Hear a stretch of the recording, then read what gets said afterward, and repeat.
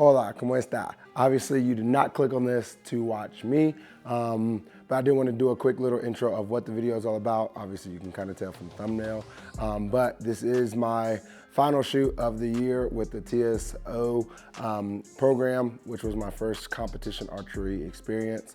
I did get the place. You'll get to see my one and only shoot-off round. Didn't end exactly the way I wanted it to, but I'm honestly pretty excited about the way it ended. But there's so much room to grow, which leaves a nice bitter taste in my mouth. But with all that being said, I'm gonna show you a quick little run through of what it looked like when we showed up to the actual final tournament. They did a great job putting it on, and they, being Mark and Ronda with TSO, they do amazing work just putting on all the tournaments and then all the sponsor teams as well. Definitely enjoyed it. Definitely gonna do it again next year. And if you're in the Tennessee area, definitely tap in because I don't know of any other local tournaments that I've seen online or not online that put on the show that they did for this shoot-off. So let's jump into what it all looked like. Now, as you see, this is me walking into the actual gym. It was at a high school, but that does not deter or take away from how they set everything up. As you see, you're greeted by the entry table where you do your login. They did do a great job of making sure coaches, any coaches that were there, were able to get in free, and every other rate of the viewers were definitely affordable. With that being said, you kind of make your way into the gym as you pass some of where the food was being put out. Then you get into the gym. They did an awesome job in the gym of setting up drapes where you are very much isolated. With that being said, after that, they also had a scoreboard that was digitally projected off to the left where everybody that was viewing, which actually was a pretty good show out, had a question of what the other person was at. Then, as you see, you make your way to the back and also had a dope practice range set up where you had plenty of time to take plenty of warm-up arrows, which I did not personally take advantage of as much as I think I should have, but that's all food for thought and things that I get to learn from next time around. With that being said, we're gonna jump into the actual shoot-off. You know, we're trying to do some of that with the Shootout Series. It's nothing like what we do with indoor. You know, we try to host 2 or 3 outdoor target tournaments a year, and you know, if especially for young people that aspire to shoot in college, outdoor target is one of the most important parts of shoot. So, you know, I would like to encourage anybody that's listening to this to take a look at that. And I know that the outdoor target bells are not cheap. I completely understand that. They're expensive. They suck to pull out of. They're hard to pull arrows out of, but they last a long time. Yep. So, all right, so we will introduce, and I saw an information sheet. I think somebody texted it to me earlier. Let me find that real quick. On outdoor, Mark, I'll mention this while you're searching. The only outdoor I had shot before I got to college was an American game, which is the 60, 50, 40. And that was it. And then I got to college, and I was like, what is this 50-meter stuff? All right, so stepping up now to face Anthony Smith, and I'm not sure what seed we have here. Number 2. The number 2 qualifier, William Alderman. William, we don't have an official information sheet on him, but I've got some stuff that was texted to me. William he lives in Chattanooga. His wife's name is Jenna, and they have a 4-year-old named, I'm going to assume that's Zara. Yes. Zara. William is fairly new to archery, but man, you talk about jumping in with both feet, and you know he's jumped into this advanced compound division and done it well, and done it extremely well. I mean, number 2 qualifier gets some of the best shooters in this part of the world. Yeah. William says that his goal is just to hit the middle of the target. A unique fact about him, he said, I love gummies more than the average person. And when asked what he's learned about archery or from archery, the extra emotion does not help him out. His walkout song was Royal Rumble by Red Tips, and that's a brand new one to me. I've never heard of that. Beats me. So I'll tell you some other stuff that I do know about William. William was a collegiate football player. Okay. He played for Carson Newman University. Oh, I didn't know that. East Tennessee. and then he also played professional Arena League football. Okay. I think in Canada, but I can't promise you that I'm correct on that one. But, you know, with that background, obviously William is a big guy. Yeah. So I've nicknamed him Tiny. I heard you say that earlier, and I was a little confused, but I get it now. Yeah. So William now is living in Chattanooga, and he is a strength and conditioning coach down there. Mm-hmm. And he also has a strength and conditioning sideline business and a YouTube channel that's very good. I would invite anybody to go check out his YouTube channel that kind of talks about his archery journey. And, you know, in that, on his YouTube channel, and if you ever get the opportunity and the privilege to meet him in person, William, he talks a lot about the importance of strength and conditioning to an archer that wants to excel.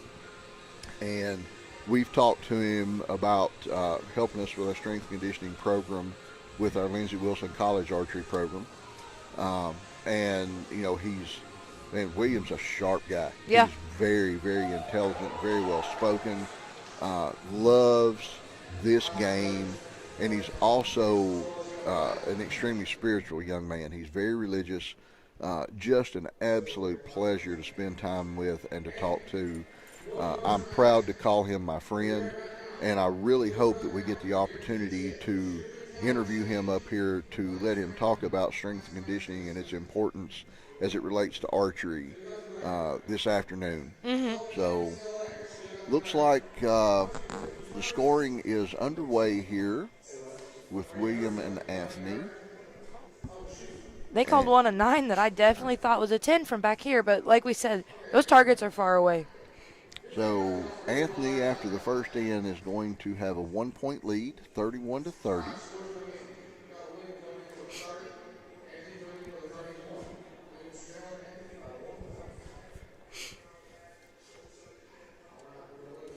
Well, judges are clearing the field of play.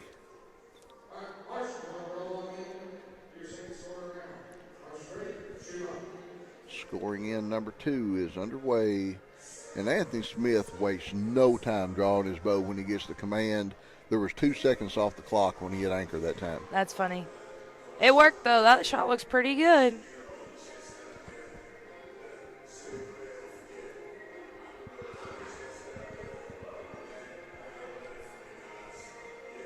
Looks like both of them lead off with an X.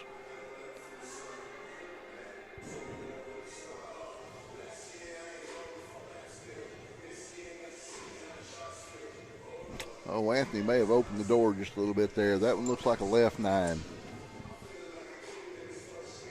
It may have caught the 10 ring. William with a strong second shot.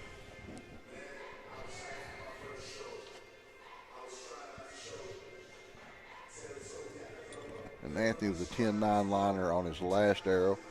Sophie, it's interesting. Anthony is shooting from top to bottom and William from bottom to top.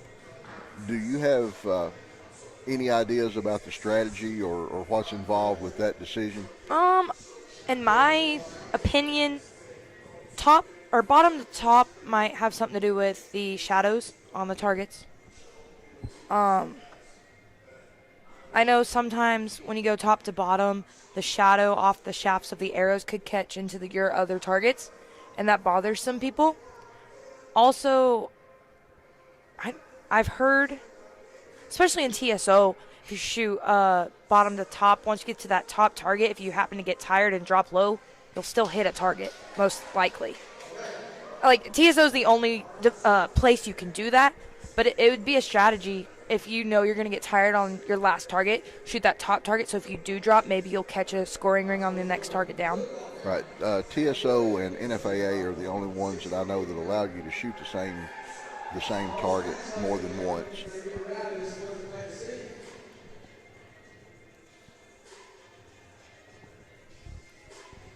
So after the scoring end, we do have a lead change. William Alderman now with a 1-point advantage over Anthony Smith, 60-59. William shot trip 10s that time. Anthony shot a 10-9-9. And the third and final scoring in is underway. Anything could happen. That is for sure. William taking his time here. I think both those guys are extremely focused right now, Soph. William has let down.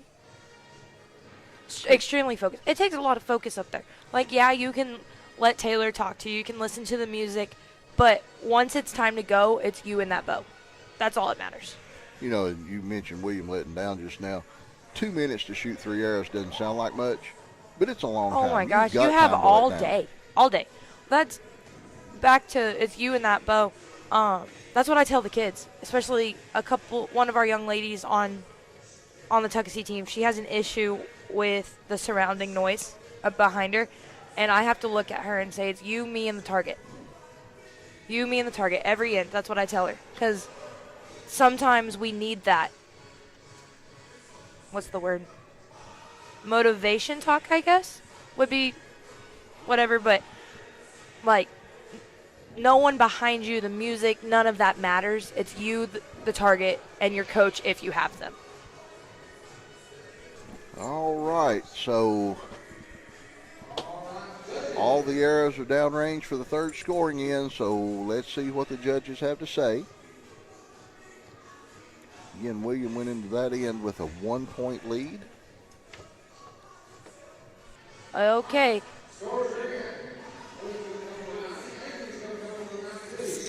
Anthony Smith with the triple X end will advance. Big handshake from William down there. Congratulations to Anthony.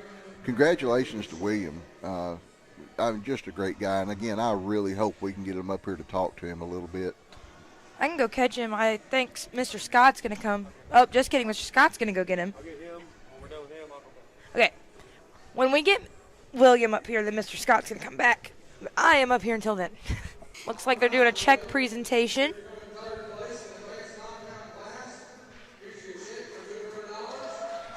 All right, so William, third place in the advanced compound, $200 check from the Shootout Series.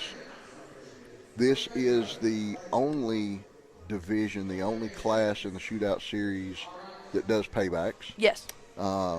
So I think it's 500 for first, 300 for second, and 200 for third, if I'm not mistaken. I do believe so. So congratulations to William. Super soft-spoken down there. You know, Sophie, Taylor Bell is a big guy, but look at him standing beside Williams. That's crazy. So when he comes up here to talk, don't take a picture of me standing beside him, okay? Oh, no, you're getting a picture.